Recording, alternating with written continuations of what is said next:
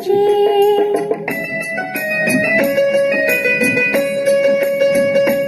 हो हे वितरागी त्रिभुवन नायक, शिव सुख आपो स्वामी मुझने मारा हृदय वसायो, मारा हृदय वसायो प्रभु तारू नाम। तन मन धन प्रभु ना चरणों मां, तन मन धन प्रभु ना चरणों मां। मने वालो लागे, मने प्यारो लागे प्रभु तारू नाम। तन मन धन प्रभु ना चरणों मां, तन मन धन प्रभु ना चरणों मां।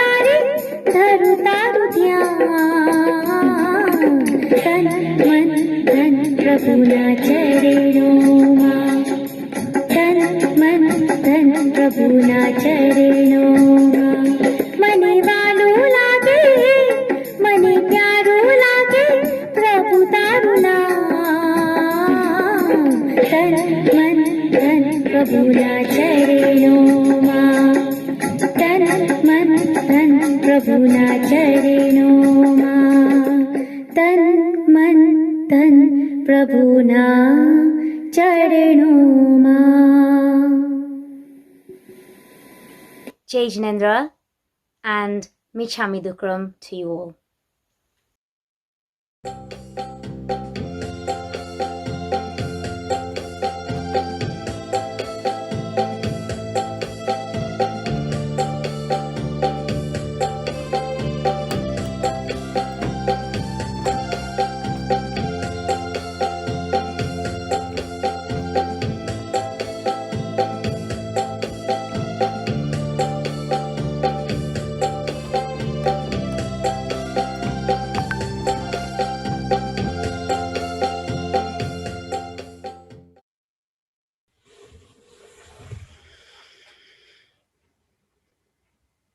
May I request you all, fold your hands in prayer pose. Close your eyes gently. Namaskar Mahamantra. Om Reem Namo Arahantanam. Om Reem Namo Siddhanam. Om Reem Namo Ayariyanam. Om Reem Namo Uvajjayanam. Om Reem Namo Loye Sabbasahunam. Eso Panchanamokkaru Savvapavanasano Mangalanam cha Savve Singh Padhamam Havai Mangalam Padhamam Havai Mangalam.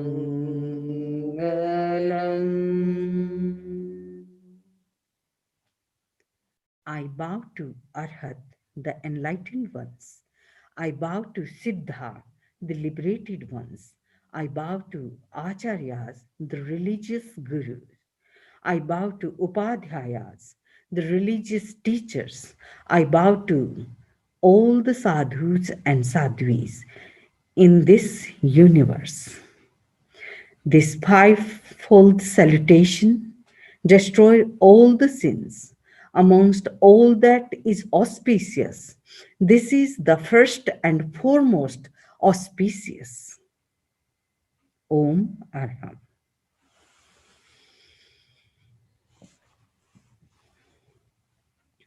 Mangal Path.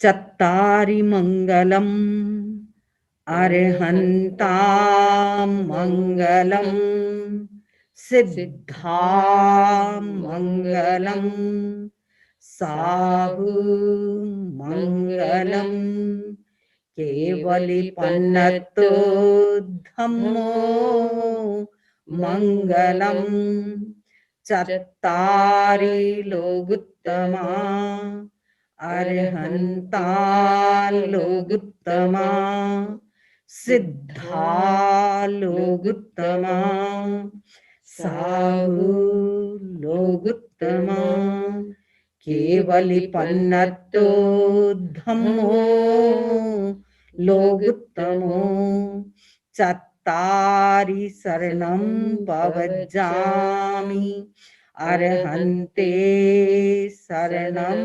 Pavajjami Siddhe Saranam Pavajjami Sahu Saranam Pavajjami Kevali Pannattam Dhammam Saranam Pavajjami.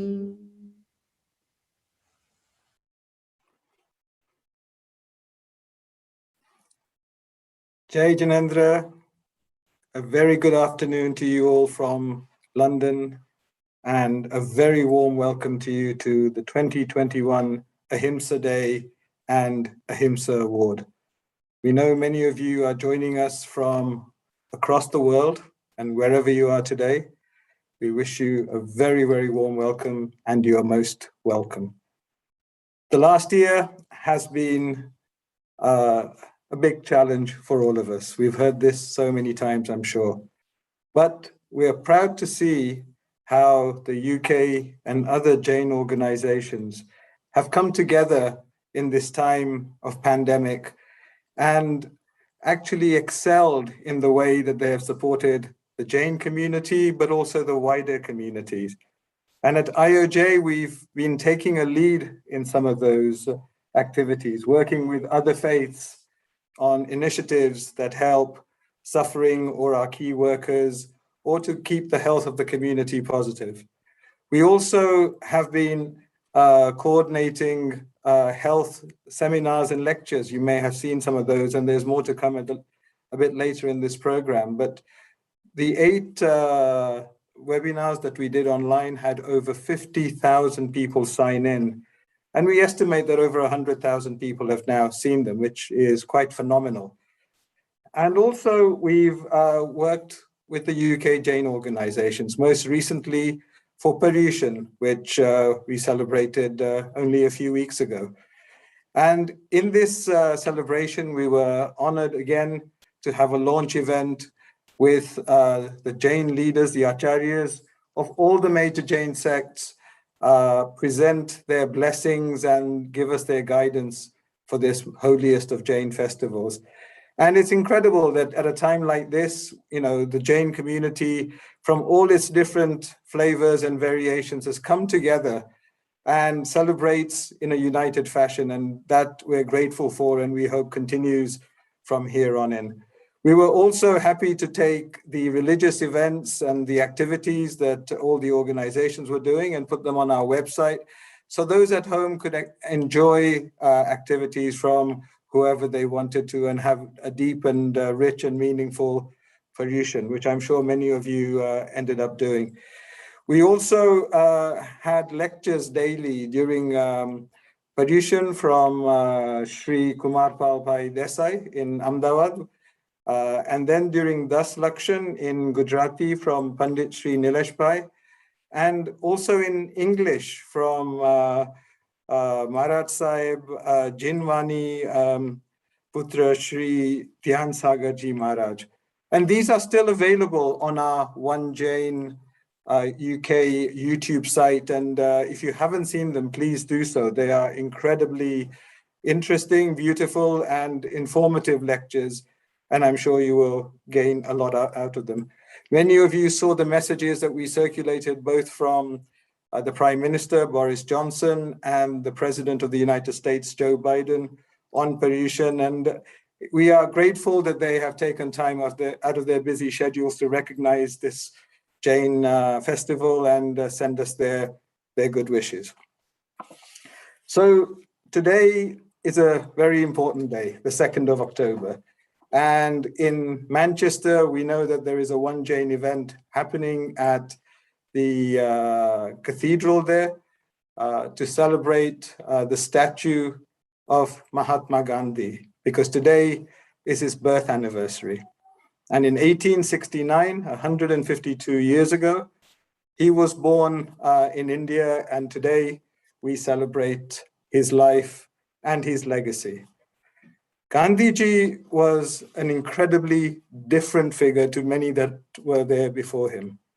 And you only have to look at Parliament Square in London, where there are beautiful statues of prime ministers and presidents of Britain and its allies, to see that his lone figure, an august figure in a dhoti and a shawl, looks in many ways out of place. An Indian freedom fighter amongst presidents and prime ministers. And it is not just there that he, makes a difference. We know that his impact on other world leaders, Nelson Mandela, Martin Luther King, and many others, left a profound impact on what they did and how the world shaped as a result. And today we see the word Gandhi and the word Ahimsa, or non-violence, as synonyms, because what he did was show how, through an act of non-violence, even though he was imprisoned for it many, many times, he resisted what he saw was an unjust way of life.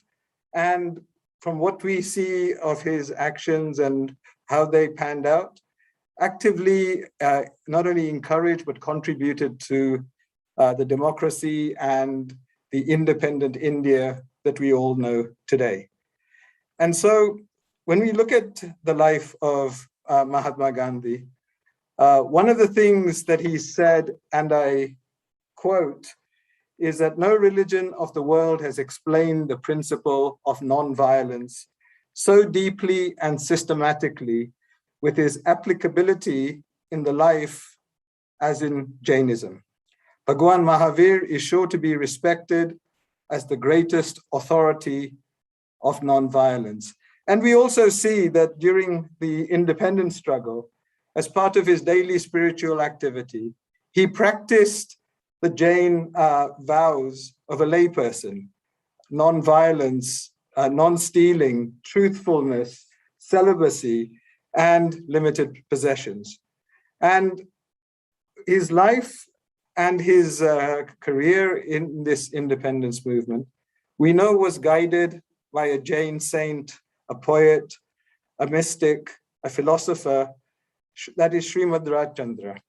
And if you read the many letters that they exchanged, you know that they discussed many aspects of Jain philosophy and karma and how that affects one's future and the country and the surroundings in which one lives. And we know for a fact that this heavily influenced and guided his actions, and his outlook. So today we're here just to celebrate his legacy, his life, and his achievements, and you're all very welcome to this event. Now, this event would normally be held in Parliament, and for the last few years, we haven't been able to do so for various reasons, most recently because of the pandemic.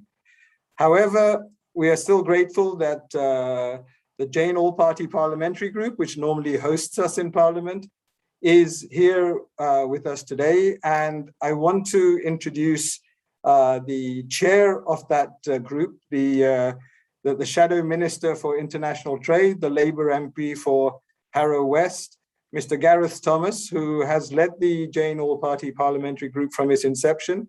And Gareth, we welcome you today and look forward to your message.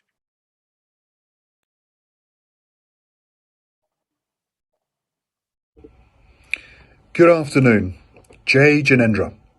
My name is Gareth Thomas and I'm the Member of Parliament for Harrow West and delighted to still be Chair of the All-Party Group for Jains. I would like to take this opportunity to welcome you to this Ahimsa Day.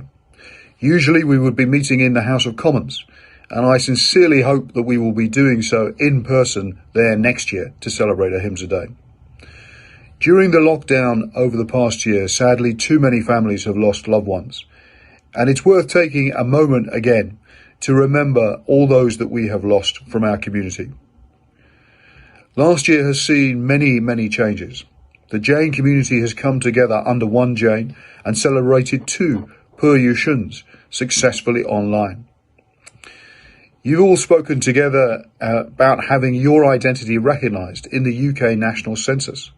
And I sincerely hope that by this time next year, the number of Jains in the UK will have been properly counted and properly recognised.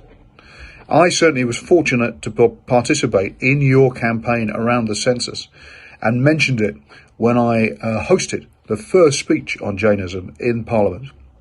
I was delighted to see too that a number of local councils, particularly Harrow Council, have recognised the Jain community's efforts during COVID to encourage the community to get vaccinated. And the high numbers of Jain members of the Jain community who have got vaccinated is testimony to the success of those webinars and the messages that have been coming out to the community on this issue. This year's Ahimsa Day is around Mahatma Gandhi, the most famous advocate of Ahimsa. As you know, we have erected a statue in Parliament Square to Gandhi and his drive for non-violent protest. His drive and his ambition to promote non-violent protest went on to inspire Mahatma Gandhi and Martin Luther King. Given the current uncertain world we live in, his message continues to carry hugely important resonance. Even after 70 years, it continues to be a strong message to be non-violent in how we resolve disputes and tensions. I want to take this opportunity to send my congratulations to the winner of the 2021 Ahimsa Award. I have no doubt that, as ever, they will be an extremely worthy winner and an example to the rest of us. I end with a hope that next year, as I've said already, we will meet again in Parliament to celebrate this wonderful event in the Jain calendar, and once again to be able to come together to meet in person in that most important of institutions, the Houses of Parliament. Best wishes. Thank you so much, Gareth, for a wonderful introduction and your very warm welcome. We had helped to have Bob Blackman, who is the Tory MP for Harrow East and the Deputy Chair of the Jain All-Party Parliamentary Group, but unfortunately he's overseas today and unable to join us, but sends us his very best wishes. So our next session is one that I'm sure many of you have been waiting for. In 2006, the Institute of Jainology founded the Ahimsa Award, an award that recognizes an individual who embodies the principles of ahimsa, of nonviolence, and of compassion, whether that be in poverty, in the environment, or in education. And this award has been given every year since then until today, with many, many interesting and highly recognizable and respectable figures, including Nelson Mandela, including Acharya Mahapragya, including the Dalai Lama, and of course, His Royal Highness, the Prince of Wales.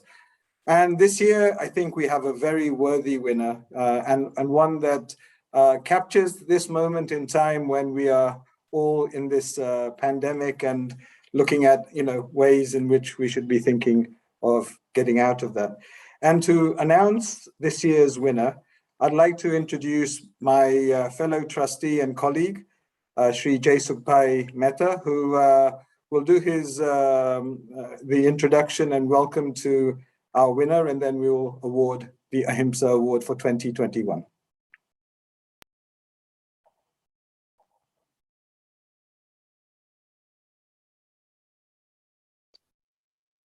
My lords, honorable members of the House of Commons, leaders of the Jain community, patrons of the Institute of Jainology, and our respected guests. Jai Jinendra, and good afternoon to you all. My name is Jaisuk Mehta, and I'm a director at the Institute of Jainology. It is my pleasure and privilege to introduce the Institute of Jainology's Ahimsa Award winner for the year 2021. The winner is Satish Kumar, Editor Emeritus of Resurgence magazine. Satish Kumar quite simply exemplifies a lesson to us all by living as a Jain in the modern world with his interpretation of the Jain principle of Ahimsa. Satish Kumar has taken the tenet of non-violence and has interpreted and applied it to the modern world with his dedication to initiatives and taking a compassionate view of our environment. Satish Kumar's story is truly remarkable and unique. He has benefited from practicing Jainism, both as a monk and as a layperson. He joined a brotherhood of Jain monks at the tender age of 9, casting aside his family and living a non-possessive and itinerant life as Jain monks do. A decade later, he realized he could achieve much more in the world if he was to renounce his Jain monkhood and revert to a life amongst the worldly people. He was inspired by reading Gandhi, who believed that spirituality should be accessible to everyone, not just to monks, nuns, and the priesthood. He left his life as a monk and stepped into the world of activism with a view that spirituality should be for everybody, every day in the world. And therefore, you don't have to forsake the world, nor do you have to give it up. You have to bring spirituality into the world. Shortly after that, as a young man, Satish Kumar, along with a friend, embarked on an 8,000-mile journey, taking him from Delhi, the Samadhi of Gandhi, to Washington to protest against nuclear bombs. He was inspired by the philosopher and peace activist Bertrand Russell. Satish Kumar made this journey on foot and en route visited Moscow, Paris, and London before arriving in Washington, the 4 nuclear capitals of the world at that time. In the spirit of trust and peace, Satish Kumar and his friend chose to walk without any money, relying on kindness and hospitality of strangers. It was a bid to show his trust in the people he met along his journey, and to show that where there is trust, there is peace. It was, and still is today, an exercise in being open-hearted and open-minded. Satish Kumar has truly made his mark in firstly co-founding the Schumacher College, known for its philosophy of small is beautiful, which is a trailblazing ecological college, teaching students from across the world the tools to address the social, environmental, and economic challenges we all face. Secondly, he is the editor emeritus of Resurgence magazine, the longest running environmental magazine in the UK. He successfully managed the magazine from 1973 to 2016 as the chief editor and created a community amongst its readers for whom regular conferences, workshops, and retreats are organized to bring them and their ideas together. Much of his work to promote a non-violent approach towards our environment is underpinned by his view that we are all connected. By understanding our connection to one another and world around us, we are encouraged to treat the earth and her resources with respect, restraint, and care. This is very much in line with the Jain concept of Paraspagraho Jivanam, an understanding of our interconnectedness. Our every action has consequence, and as Jains, it is essential to be aware and understand the impact of our choices. Satish's wide-reaching ecological activities have earned him many accolades. There have been several doctorates awarded from various universities, also for an award for promoting Gandhian principles outside India. However, I would like to highlight some of the positions that he holds, which establishes his commitment to non-violence and compassion. He was appointed as an ambassador for Oxfam in 2014. He is the vice president of RSPCA and has a delightful role as part of the advisory council of Gross National Happiness Center of Bhutan. He has authored several books ranging from his personal journey to ecological initiatives, and even covering dealing with international terrorism. In our current environment, we need to do more than just read his books and magazines and applaud him. We need to take his views seriously and act accordingly. His thinking is broad, it is beautiful, and it is no longer just relevant. It is important and urgent.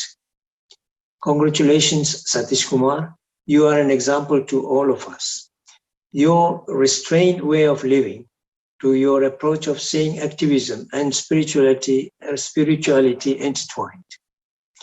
We are delighted to present you with the Institute of Jainology Ahimsa Award for year 2021. Now there will be a short clip showing the presentation of the award. This will be followed by acceptance address by Satish Kumar. Thank you very much.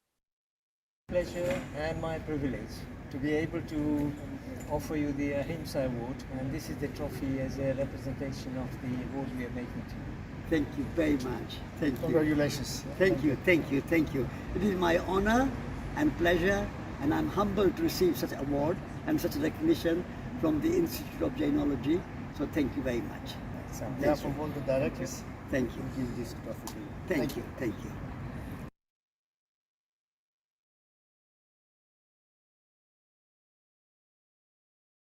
I am delighted, but at the same time, I'm also humbled to receive the Ahimsa Award from the Institute of Jainology. For me, the Institute of Jainology has been a great source of inspiration and hope to work in the field of non-violence. Non-violence is the first principle of all religions, particularly Hinduism, Buddhism, Jainism, and even Christianity. So I would say that non-violence for me simply means doing no harm to yourself, first of all. Because if we are not kind and compassionate to ourselves, how can we be kind and compassionate to others? Therefore, we have to be kind and we have to be compassionate and non-violent and doing no harm to ourselves. Because charity begins at home. The practice of non-violence begins with practicing non-violence in your own personal life. Then we have to extend that, doing no harm to any other people in the world. Whatever their race, whatever their color, whatever their religion, whatever their political philosophy, whatever their nationality, no discrimination. Before we are Indians or Chinese or Pakistanis or Europeans or Americans or Africans or Japanese, we are human beings. And as human beings, we give dignity to all human life. So for me, all these divisions are not divisions. Divisions in the name of nationality or religion or race, they are not divisions. They are diversity of life. And I celebrate diversity and not turn diversity into divisions and conflicts leading to wars. So being kind and compassionate and non-violent to all people without any exception is the principle of non-violence. And then non-violence extends to the whole natural world.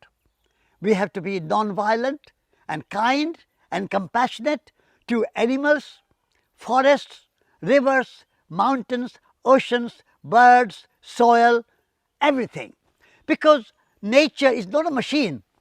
Nature is a living organism. And therefore, we have to have respect and compassion for all living beings. At the moment, in the name of profit, in the name of economic growth, in the name of production and consumption, we have been treating nature as a resource for the economy. But if you believe in the principle of non-violence, then nature is not simply a resource for the economy and making money and profit and consumption and production. Nature is life itself. So we have to have that respect and that compassion and that kindness to all living beings in nature, so that we treat nature sacred. Nature is sacred. So this way, non-violence to yourself, non-violence to other people, and non-violence to nature. This is the trinity of the non-violent social and spiritual order. So in the Greek tradition, when doctors are educated, and before they practice their medicine, they take Hippocratic oath. So Hippocratic oath is an oath of non-violence. The Hippocratic oath says that first do no harm.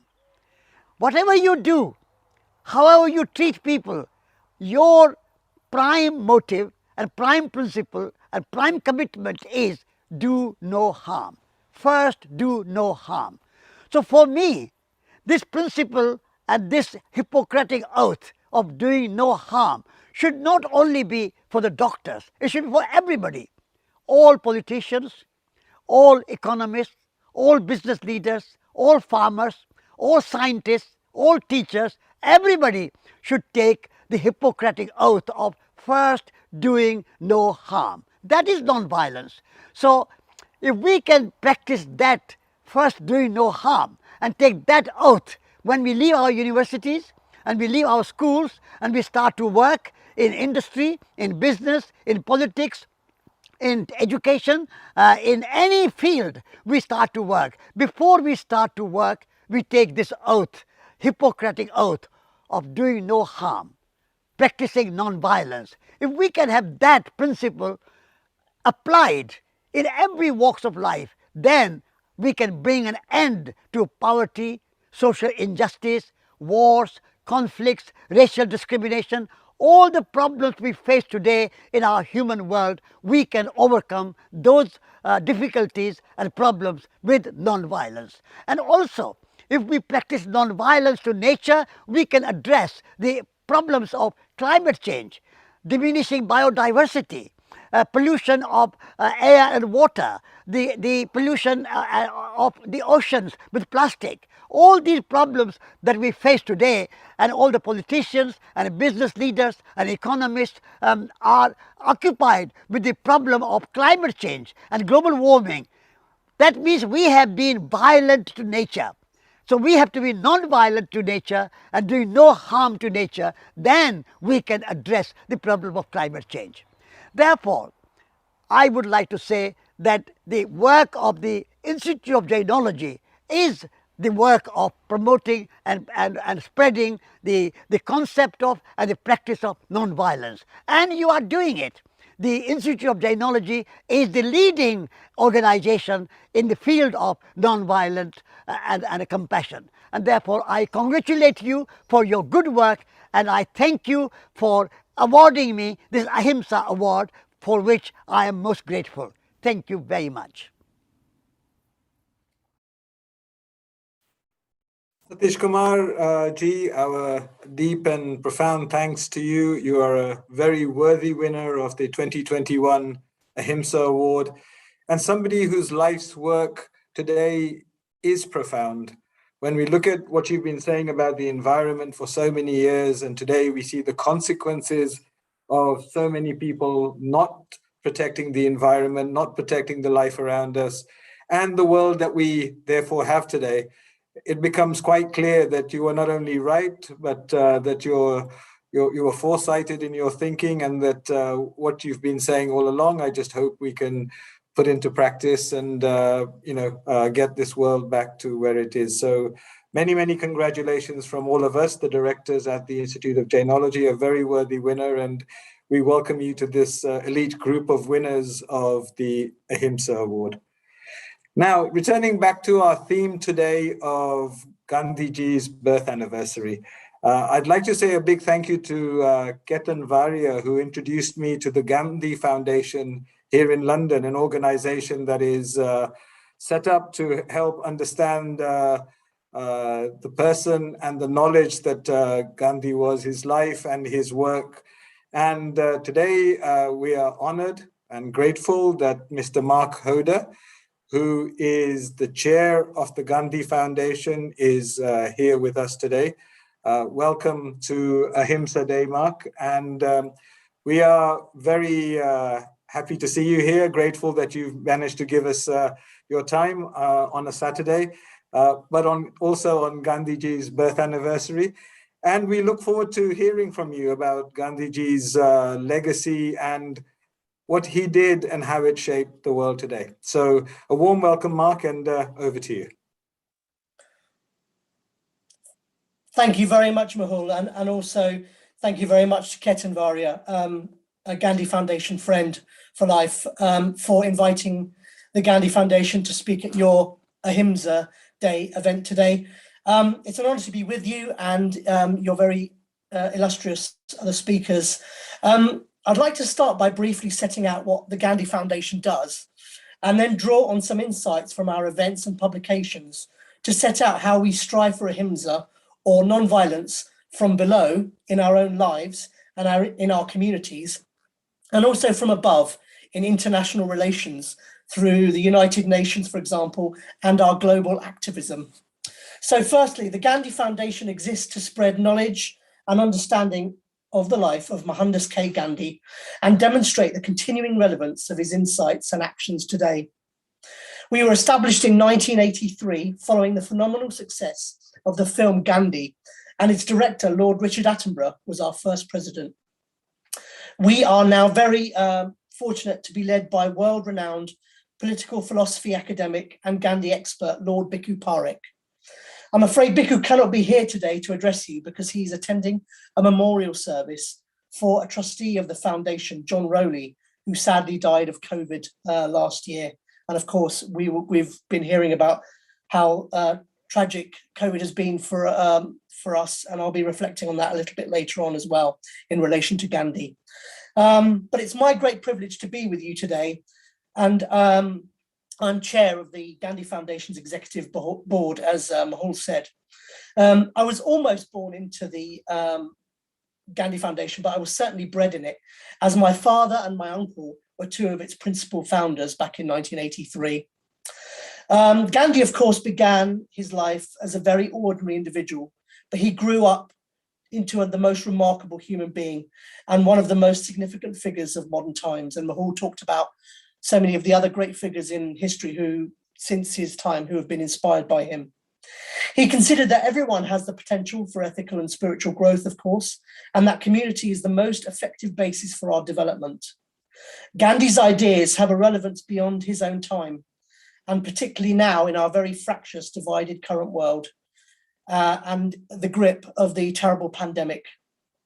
The Gandhi Foundation promotes non-violence to replace war and aggression, egalitarian economics, emphasizing self-reliance, cooperation and trusteeship, simple lifestyles that avoid an endless quest for more possessions and superficial experiences. This is essential to protect the planet's resources and ecology, as Satish said in his acceptance speech. Grassroots democracy that is decentralized, human scale, and involves active participation of everyone. Tolerance and pluralism. Gandhi regarded different religions and philosophies as each possessing some, but not the whole, necessarily the whole truth, and respect for animals and nature and an end to their exploitation. The Gandhi Foundation runs a number of set-piece events every year to promote Gandhi and his message. These are a multi-faith gathering on or around his assassination day to promote interfaith dialogue and harmony, a summer gathering based on ashram-inspired communal living, an annual lecture, and a presentation of our annual Peace Award to champions of non-violence. I want to now draw on some of our events and publications to set out how we can achieve non-violence in our own lives and our communities, i.e. from the bottom up, and then through the United Nations and our global campaigning, i.e. from the top down. So firstly, from the bottom up. In 2019, the Gandhi Foundation organized a conference on Gandhi in the modern world to celebrate the 150th anniversary of his birth. One of our expert panel sessions was, of course, on non-violence, and one of our participants was Paul Guttridge from the organization Initiatives of Change. Paul said non-violence starts with a commitment that we are not atomized and we need to spend time on things bigger than ourselves. Paul set out Gandhi's conviction that change starts with us as individuals, and as such, everyone has the power to create personal and global change through their actions. Everyone can be the change that they wish to see in the world, as Gandhi said, of course.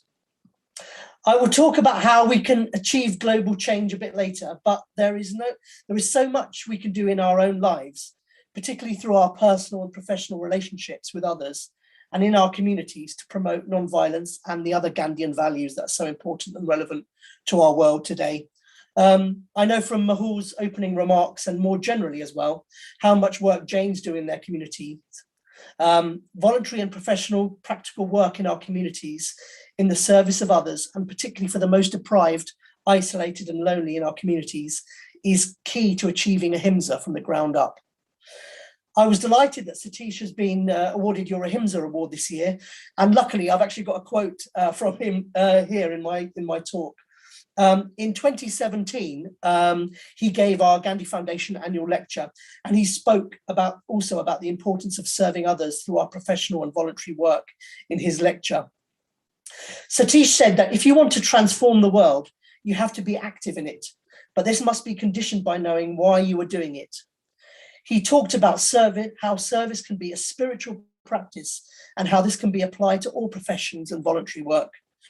Spirituality being something that can be applied by everyone, but not necessarily just experienced by studying it in books, but more through practical action being more important. By doing this, one can engage in what he called reverential economics, and we must seek to return to the original meaning of economics, which relates to the home and its relationship with ecology as well. To do this, we must look at the whole planet as our one and only home. Therefore, one replaces a desire for power with a desire to serve, if one thinks with that mindset. Serving others in our community with the true meaning of economics and ecology in mind has never been more important, of course, than during this current time when we're gripped by the terrible COVID pandemic. At an event a few weeks ago on the implications of COVID for India and the world that we organised with the organisation Action Village India, our president, Lord Bhikkhu Parekh, reflected on what Gandhi would have said about it and how it shows how man is abusing and exploiting nature.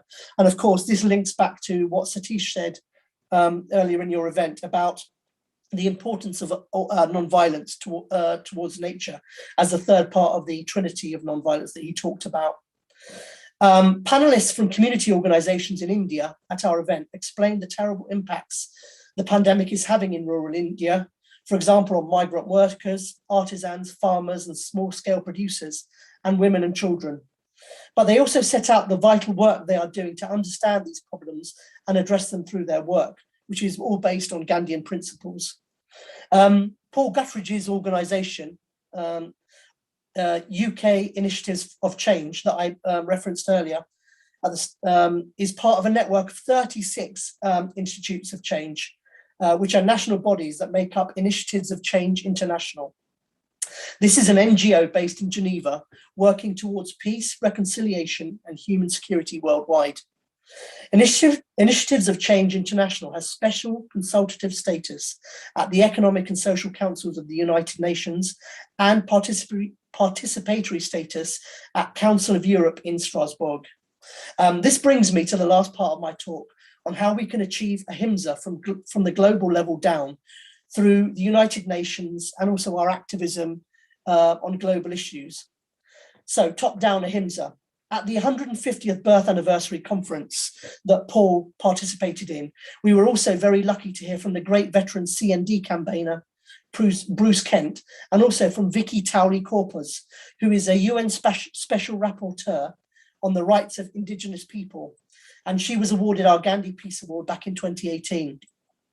Both Vicky and Bruce spoke about the power and importance of the United Nations Charter as a vital tool to achieve ahimsa and other Gandhian values at the conference. And I'd like to read the opening lines of the charter to you, because I think it's very much indeed grounded in Gandhi's concept of ahimsa.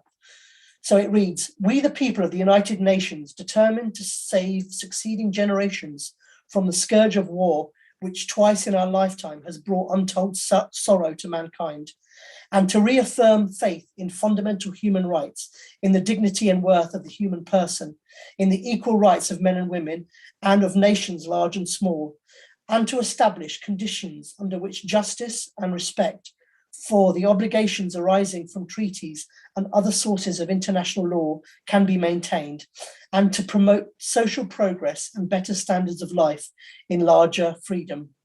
And for these ends, to practice tolerance and live together in peace with one another as good neighbours, and to unite our strength to maintain international peace and security, and ensure by the acceptance of principles and the institution of methods that armed force shall not be used save in the common interest, and to employ international machinery for the promotion of economic and social advancement of all peoples." And it goes on, but those are the opening very powerful lines of that charter. Bruce Kent, in his talk, called for us to pin up the charter on notice boards and use it in our campaigning for peace and truth in the world. And of course, as well as notice boards now, we have social media at our fingertips. And while we all know it can be and is being used to cause division and spread hate in our world by some, it can also be used as a very powerful tool to promote the UN Charter and Gandhi's message of ahimsa more generally. Last week, the London School of Economics' South Asia Centre held a roundtable entitled "Does Gandhi Matter?", focusing on the contemporary relevance to Gandhi in a world powered by social media. I'm afraid I can't give you a summary of what was said because I haven't had a chance. I wasn't able to watch it live, and I also haven't had a chance to watch it back on the LSE's podcast portal yet. But I think it would be a very interesting event, and I recommend it to you, and I certainly will be watching it again soon. So this brings me finally to how you can access some of the insights I have set out today. Our 150th anniversary conference with the Brahma Kumaris is available to watch on YouTube, and transcripts of our other lectures and panel discussions are available in our quarterly newsletter, The Gandhi Way, which you can receive by becoming a friend of the Gandhi Foundation. You can also receive many of these resources for free on our website at gandhifoundation.org. I'm afraid when you visit our website, you'll see its designs trapped in the 1990s. But the good news is we've got a lovely new website launching in the next few weeks, and that will have a YouTube channel linked to it as well, where you'll find recordings of many of our events, including also the 150th anniversary conference I mentioned, and the discussion on COVID in India and the world that I also referenced. And I'll provide the details of the launch of the website to Ketan and Mahal in due course. Thanks again so much for inviting me here today, and thanks for your attention. Thank you, Mark, for that wonderful speech and those wonderful insights into Mahatma Gandhiji and his life and legacy. And I do hope people take you up on the resources that you mentioned and become a friend of the Gandhi Foundation through your website. So thank you so much, and we look forward to hearing more from you, in our coming future events. So moving on to our next piece, and it was in 2007 that His Royal Highness Prince Charles, with whom many of you will know that the Institute has a deep and long association, launched the British Asian Trust as an international development body to look at poverty, inequity, and injustice in South Asia. And we all know that the last 12 months have been very difficult for South Asia. We've heard everything about vaccines and hospitals being full and no oxygen and so on. And so to hear a little bit about how the British Asian Trust has been helping communities in South Asia, I'm delighted to be joined by Richard Hawkes. Richard, a very warm welcome to you. Richard joined the British Asian Trust in 2015 as its CEO. And I know, from the many communications I've had from the British Asian Trust that they've been working very, very hard over the last 12 months to find ways to alleviate some of the suffering and some of the problems that we see in South Asia. So we're delighted you're here with us and looking forward to hearing a little bit more about some of the things that you've done and the impact that they've had. Over to you, Richard. Thank you so much, Mahal. Thank you for inviting me to speak today. And thank you very much for such a kind introduction. As Mahal said, I'm Richard Hawkes. I'm the Chief Executive of the British Asian Trust. And it's such an honour for me personally and for the organisation to have been invited to join you on this special Ahimsa Day, made even more special as we've been hearing and as you all know, because it is the birth anniversary today of Mahatma Gandhi. I've been asked to talk about how the British Asian Trust has supported communities in the subcontinent during the pandemic. For those of you who may not know the British Asian Trust, let me start by just saying a few words about the organisation and our connection to the theme for this event today, Mahatma Gandhi and the principles of Ahimsa. The Ahimsa principles of compassion and looking after everybody and anyone are exactly what our organisation is based on. As Mahal said, the British Asian Trust was founded 13 years ago by His Royal Highness the Prince of Wales and leaders from across the whole South Asian diaspora to support those who needed our help from across the whole region, India, Pakistan, Bangladesh, Sri Lanka, regardless of caste, creed, colour or religion, exactly as per Gandhi's thoughts of caring for all. In Jainism, it's really important to serve others. For our founder, the Prince of Wales, this has been the basis of his whole life. And this is also the reason why he created the British Asian Trust, to serve and support and help people in a dignified and sustainable manner. As an organisation, we've had a truly amazing impact, changing the lives of more than 6.5 million people since we were created. Our work ranges from the high level, for example, using the amazing convening power and influence that we enjoy to work closely with governments and influence government policy, to the direct support that we give to children and adults who really need it. A great example of this direct work is the programs that we run to stop child trafficking. Nothing can be more devastating than meeting young children aged 4 and 5 who have been rescued from the brutality of child labour. But at the same time, nothing can be more satisfying than to know that you've played a role in saving these children, and that the programs that your organisation is running will save many, many more and prevent it happening for even more. At the British Asian Trust, we're trusted by our supporters to make sure that we never waste one single penny that we're given. Our Board of Trustees is made up of really successful British Asian business leaders. And as I'm sure you can imagine, they make sure that we maximise the impact of every pound that we are given. People who donate to any charity need to believe that their funds will make a difference and achieve impact. And at the British Asian Trust, this is something we seek to absolutely guarantee. We don't spend money on lots of administration and fancy offices. We spend it on improving the lives of poor people. We monitor, we evaluate, and we report back to our supporters and donors. And because we're a South Asian organisation, we're always about scale and reaching as many people as possible. All of these principles have been more important than ever before over the last 18 months. The COVID crisis has affected the whole world, but as you will all know, the impact on people's lives across South Asia has been even more devastating. People have died on the streets because they couldn't get oxygen. People lost their jobs because of huge migration issues. People have struggled to get vaccine. Schools have been closed and children have lost years of their education. It has been an absolute disaster. At a time like this, the British Asian Trust has been needed more than ever. And the British Asian community stepped up to the challenge, and through us, they have made a difference to millions of people's lives. When the crisis first started back in April 2020, or aware of the crisis, we immediately launched an emergency COVID-19 appeal for South Asia. We raised over £1 million, and we were able to support more than 150,000 people in a variety of ways. We provided life-saving equipment to hospitals. We provided emergency relief support to vulnerable people, such as migrant workers who'd lost their jobs in cities and had walked back hundreds of kilometres to their villages. We provided their families with ration kits that included essentials like pulses, rice, flour, oil, and vegetables. We supported children vulnerable to abuse and trafficking by providing them with food and emergency assistance.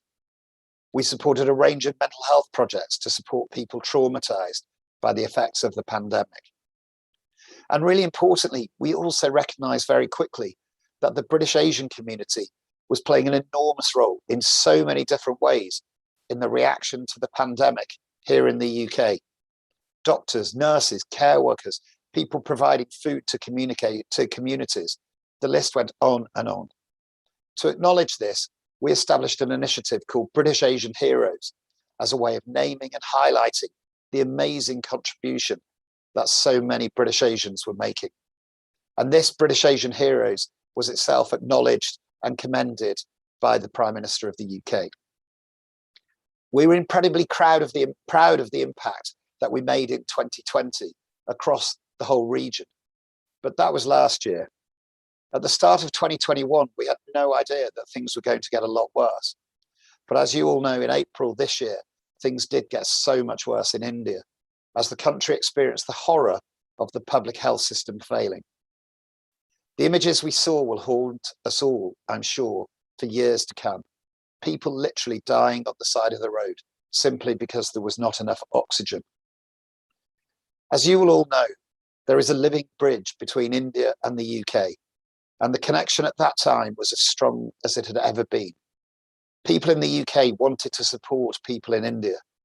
The British Asian Trust provided the trusted mechanism to enable this to happen, and the support poured in.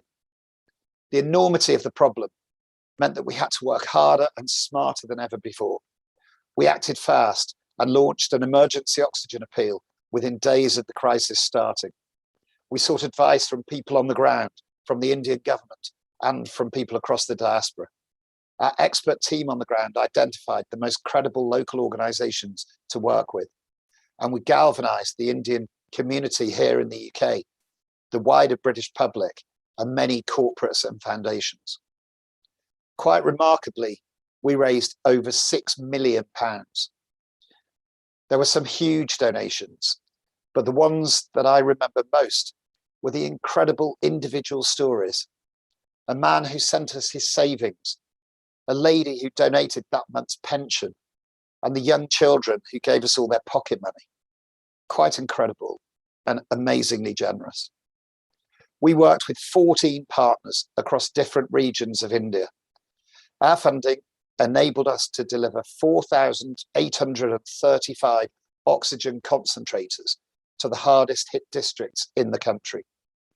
The ones that were deployed in government hospitals will then be redeployed across smaller centres once there are oxygen plants in place in the hospitals. All in all, the oxygen concentrators funded by the British Asian Trust will support more than 3 million patients across their lifespan. In addition to this deep focus on oxygen deployment, we also extended financial support to our current child protection and education partner organisations, who are delivering food rations and urgent medical support to vulnerable children and their families. This funding enabled us to reach an additional 400,000 people. But we didn't only support people in India. British Indians here in the UK were also suffering as they witnessed what their family members in India were experiencing. We were contacted by hundreds of British Indians who were looking for help and support for their relatives. And through our connections, we were able to connect them to local doctors and local health services and local organisations providing oxygen. We also worked with a mental health charity here in the UK to provide a bespoke service for British Indians suffering from what they were witnessing and experiencing. As people have started to move out of the immediate crisis created by COVID, we've also moved into what we're calling the recovery phase. We're now focusing on 3 critical issues. First of all, increasing access to vaccinations and medical care for those in rural and hard to reach communities who have little or no access to medical facilities. Secondly, education and well-being of children who are coping with unprecedented levels of grief and anxiety, the risk of exploitation, and continuing the impact of their school closures. And thirdly, rebuilding livelihoods for last mile communities, working with partners to provide training, materials, and access to finance for people to achieve a sustainable source of income. I hope that gives you a good overview of how the British Asian Trust has supported communities through the pandemic. Obviously, it's possible to find out more information from contacting the organisation or from looking at our website, www.britishasiantrust.org. In a really strange way, whilst it's been horrific and hugely emotional, it's also been such a privilege for me personally to have the job that I have and to have seen throughout this last year the absolute best of humanity. People of all ages and all backgrounds wanting to help other people of all ages and all backgrounds. Unfortunately, we still have a long way to go. It's very easy here in the UK to see life starting to get back to normal and think that COVID is nearly over. But in India and across South Asia, the effects of this COVID crisis will last for many more years. We need to get vaccines to more people. We need children to pick up their education. We need to support people whose mental health has been devastated. And we need to help people get back into work and secure income to support their families. Our impact in the last year has been absolutely amazing. Every pound given to us makes an enormous difference. The British Asian Trust will continue being there for vulnerable communities as long as they need us. But for this to be possible, we need more support and we need more people to know about us and the work we do. Which is why it's such a great privilege to have been with you today and to have had this fantastic opportunity to tell you about the amazing organisation that I'm lucky to work for. Thank you so much for your time and thank you so much for having me today. Richard, thank you so much for being with us today. And it's actually humbling in many ways to hear about how much impact you're having and how much the British Asian Trust has been able to do over these few months in South Asia. We all have relatives there. We all know, the scale of the problem, and it's amazing to see the work you're doing in order to bring, alleviation of some of that suffering and so on. I do hope people get in touch through your website and continue to support you as you follow this really important journey that you're on. It's very, very kind. Well, thank you very much indeed. Thank you. And we look forward to having you when we move back into the House of Commons and hopefully for a live Ahimsa Day. I can't wait. Next year, I'll be there in person. Thank you so much, Richard. Thank you. Lovely to have you. So we started at the beginning talking a little bit about the impact that the Institute has had in terms of health over the last year. And one of the ways we've done that is that in early in this year, we started an initiative called the Jain Health Initiative. And this was to basically bring information and knowledge about health, not just COVID, but general health, cancer and diabetes and so on. Also mental health and other challenges through doctors and others that were in the field in languages that, would support the community, Gujarati, Hindi, and so on. And we were delighted that over 30 doctors joined this initiative. And as I said at the outset, we had in the 8 videos and webinars we produced, over 50,000 people viewed them on YouTube, and I'm sure several others elsewhere too. So I'm delighted today to be joined by Nemish Bhai Mehta. Nemish is one of the organizers of the Jain Health Initiative, and we're all looking forward to hearing what the Jain Health Initiative is going to be doing over the next 12 months. And what are your plans to carry on supporting the community? I should also say before Nemish starts that Harrow Council has acknowledged the work that JHI does and complimented it, significantly. So, many, many congratulations. And we look forward to hearing what the next 12 months will bring. Fantastic. Thank you very much, Mehul, and Jai Jinendra, everybody. So first of all, many congratulations to Satish Kumar and to Richard Hawes for the amazing work that the British Asian Trust has achieved. But also congratulations to all those who may have been considered for the Ahimsa Prize. Ahimsa is a mindset, a way of life, and so whether there is public recognition or not, everybody wins. And Satish is a living exemplar of this, if his journey was not met with recognition initially. Now, and Ahimsa can be extended to not simply the avoidance of harm and hurt, but to the proactive management and improvement of the well-being of all life and the mental, physical, and spiritual ecosystems that life requires to flourish. So my name is Nemish. I'm honored to talk about the Jain Health Initiative, a One Jain project. Now, initially, the Health Initiative was focused on delivering accurate and clear information and advice about COVID-19. And as Mehul mentioned again, it did so extremely successfully, possibly the widest reaching series of seminars in the Jain community in the UK. A consequence of the professional manner in which the project was managed has resulted in a unique team of Jain medics, scientists, and lay people.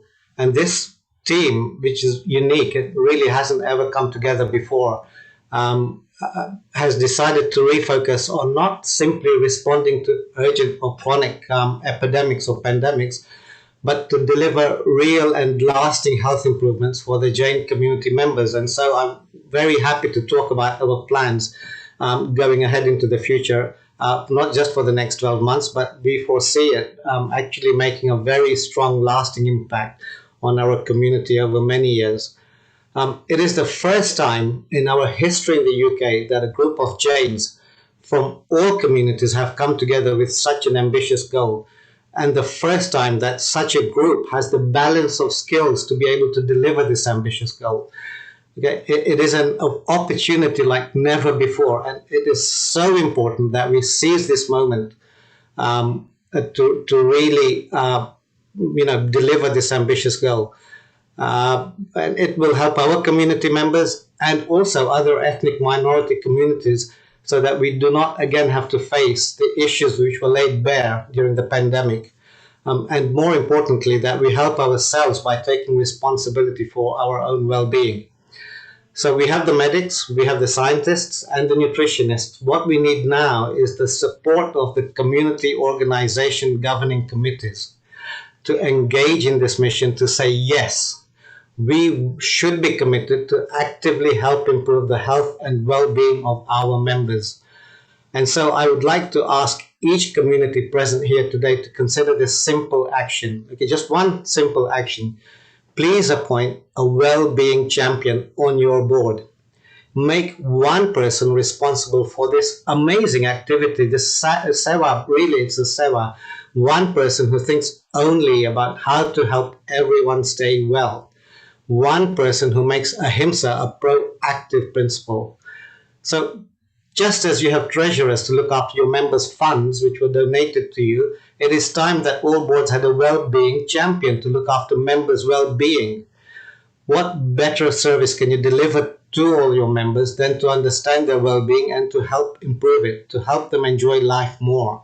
And particularly as many of the members who help build the organizations, to help build our infrastructure in community halls and in derasars, they are now coming to a point where they need help in their lives in terms of well-being.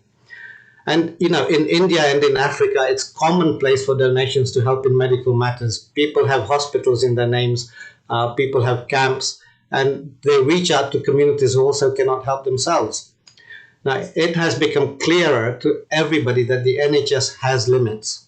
It cannot help everybody for everything and in every need, or even in the needed timescale. It is equally clear that access is an issue, and those who cannot be demanding in English are disadvantaged. That means elderly Gujarati-speaking people have a disadvantage in trying to access healthcare in a timely manner. Now, it is time that the community organization boards act together to pull. We have an amazing medical talent. You know, the second generation here has tremendous medical talent, and we pull that to help ourselves. The NHS will always be there, and it is amazing, but we can help alongside it to do better for all of us. The Jain Health Initiative belongs to all of you. It is looking to support and work with all of you. The existing members are from all your own organizations. It's just that one Jain has given it a wonderful platform to act for all communities. So I'm going to share a slide in a minute, and we can happy to have Mehul ask questions about it. That sets out the three main principles that we are focusing on. And my sincere request is that you all please begin to set aside some time and resource to engage your community in these activities so that you can be the board that made a start on well-being for a better life.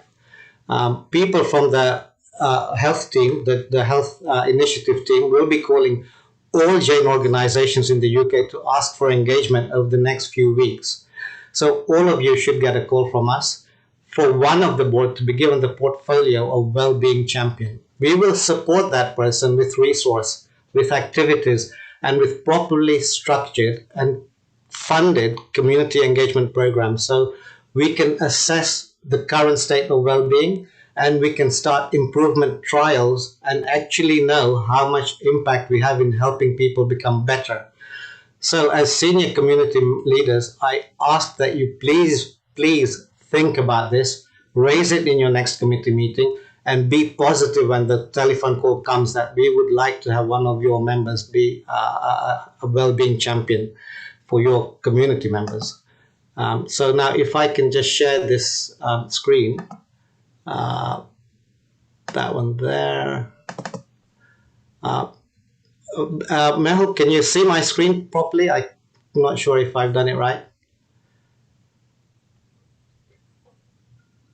Kumar, can you let me know if you can see this slide? That's fine, Nimish. Yeah, Yes, okay.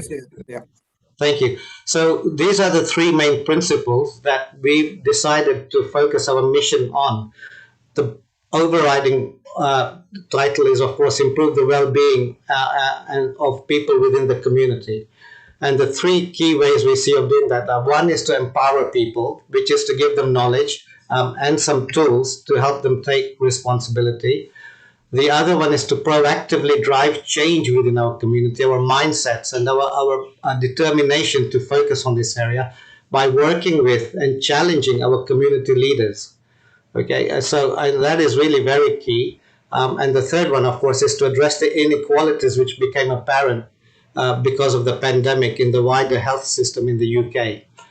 So those are and we have an amazing team to actually do this. We have people now in the medical infrastructure of the UK who are so highly placed that we can actually achieve some of these activities. But of course, we need to do it all together as a combined Jain community. So Mehul, I'm sure you probably have some questions or you'd like to highlight some points on that.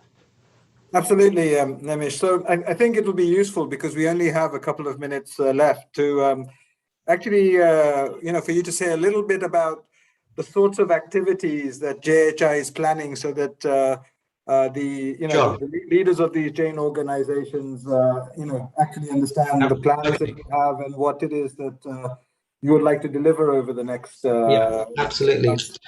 Yeah. Okay. So the first thing is that JHI will carry on with the webinars that we already had become so successful. So those webinars will be put up for everybody to use. There'll be recordings of those webinars. People can replay them and forward them on to their members.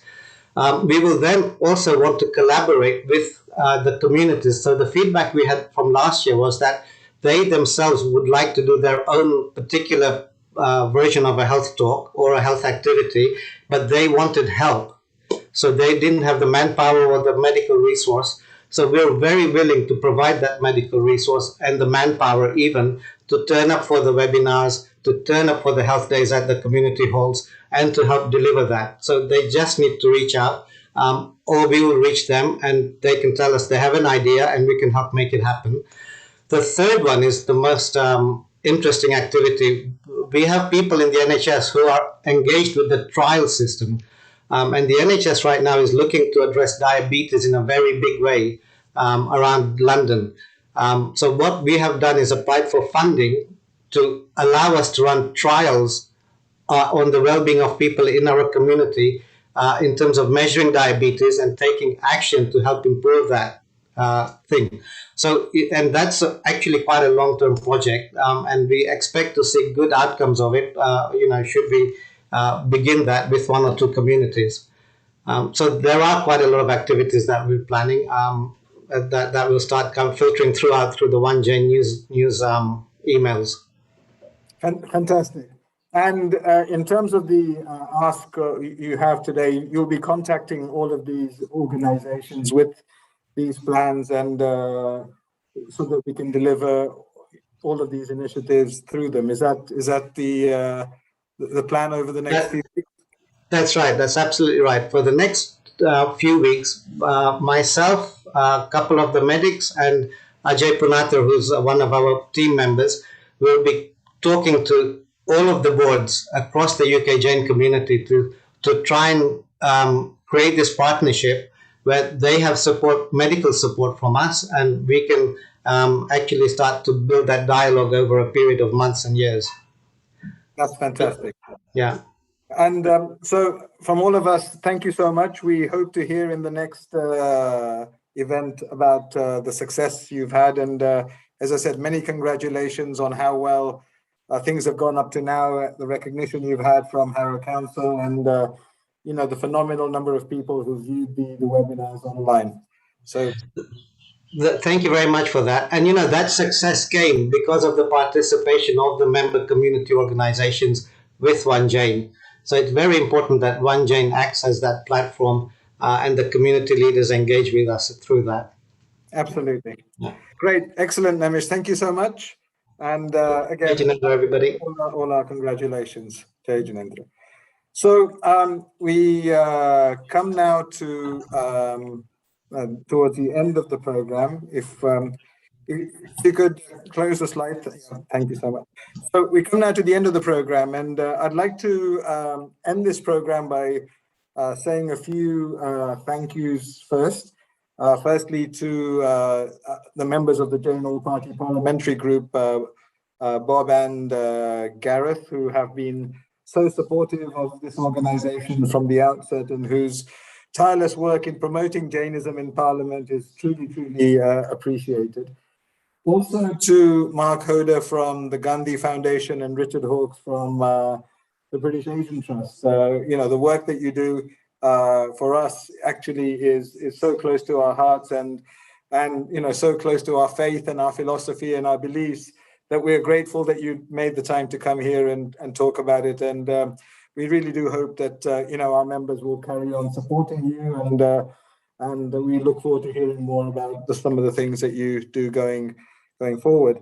I'd like to say a huge congratulations to Satish Kumarji on winning the 2021 Ahimsa Award. To win an award where your life is recognized because it personifies compassion and non-violence, I think it's huge and significant. A very few people have been given this award, and you're such a worthy winner, and your message is so profound that today we see the impact of it. And we do hope when things get back to more normal than they are currently, we'd be able to host you live and have you at one of our events. But thank you so much. And to Naresh from the JHI, thank you again for your contribution, and many congratulations on everything that you have achieved. So just three quick things from me. If you're watching this on our YouTube channel, please press the subscribe button. You will get notifications of every program that we do and be able to keep up with that. I also would say that there are a lot of programs on there. Please have a look at those, and if possible, send us feedback, let us know, and if there are others that you want us to do, please do let us know as well. There is the Interfaith Week coming up between 7th and 14th of November. Please participate. Tolerance, compassion, and understanding of other faiths is incredibly important if we're to build the sort of world we all want to live in, and this is a way to do it. So from all of us at the Institute of Jainology, our chairman, Nemubhai Chandaria, our board of directors, all that remains for me to say is thank you so much for coming and being part of this program. Thank you so much for all the support and encouragement you've given us. And if we have made any mistakes or forgotten anybody, Michami Dukram, take care, look after yourselves, stay safe, and we look forward to seeing you again soon. We're going to be played out by Priyesh Shah, who is going to give us a wonderful Stavan, and thank you all again. All the very best.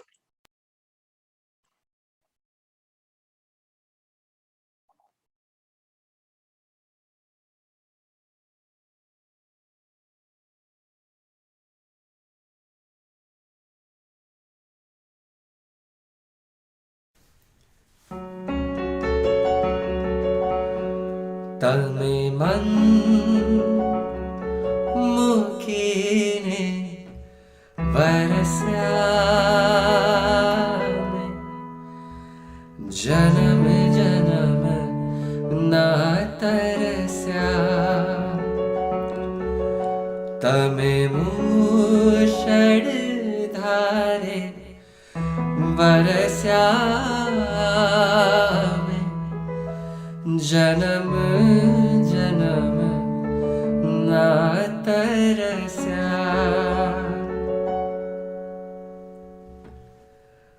tame man mukine varasya janam janam na tarasya tame man mukine varasya janam janam मुषड़धारे बरस्या में जन्म जन्म ना तरस्या तमे मन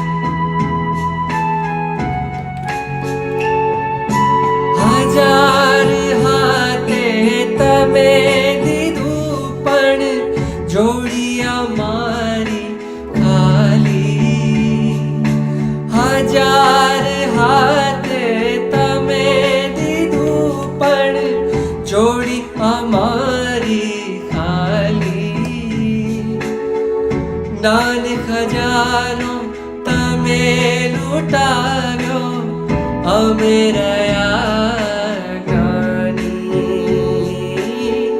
દાન ખજાનો તમે લૂંટાવ્યો, અમે રહ્યા જ્ઞાની.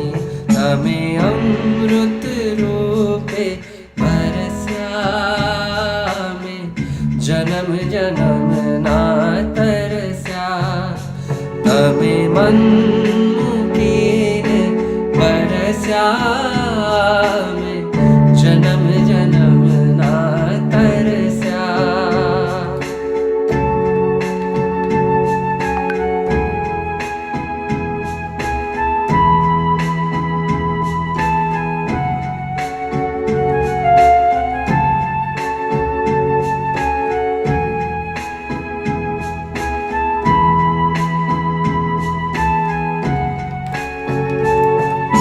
સ્નેહની ગંગા તમે વાવી, જીવન નિર્મળ કરવા. સ્નેહની ગંગા તમે વાવી, જીવન નિર્મળ કરવા. પ્રેમની જ્યોતિ તમે જલાવી, આત્મ ઉજ્જવળ કરવા. સ્નેહની જ્યોતિ તમે જલાવી, આત્મ ઉજ્જવળ કરવા. તમે સૂરજ થઈને ચમક્યા, મેં અંધારામાં ભટક્યા. તમે સૂરજ થઈને ચમક્યા, મેં અંધારામાં ભટક્યા. તમે મન મૂકીને બરસ્યા, મેં જન્મ જન્મના તરસ્યા.